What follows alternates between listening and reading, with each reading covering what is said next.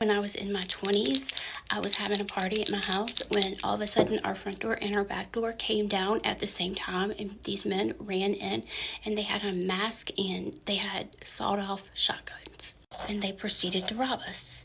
It was terrifying. You've heard that expression, like your knees went weak? Like that literally happens. Like my knees literally went weak. They felt like jelly. And this guy was like, get in the living room, get in the living room. And at the time I was in the kitchen, I was making shots. And I went to go like turn the corner around like where the fridge was to go into the living room. And I turned back around, there's a ruckus. And my boyfriend at the time had like attacked this guy. He had like gone at him and he was like wrestling the gun away from him. And I just stood there and I was just utterly terrified. And I remember like crying out like a child, and I was like, I just want my daddy. And I just wanted to be with my dad. So they did what they came to do, and they beat this kid up really bad. But then they left, and then when they left, we called the cops. And when the police came, I called my dad. I told him what happened. I was crying. It was like 4 a.m.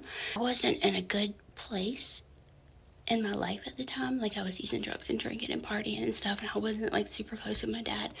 Me and my dad never talked about it again. Okay, fast forward, I'm in prison.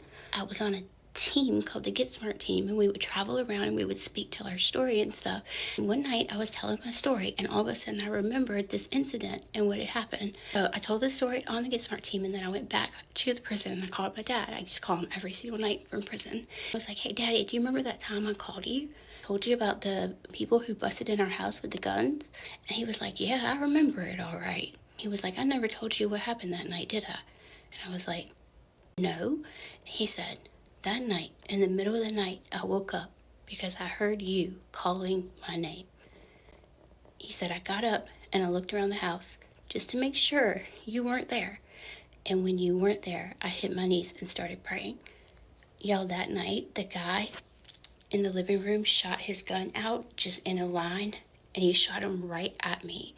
And the bullets hit here, here, here, and here in the wall behind me.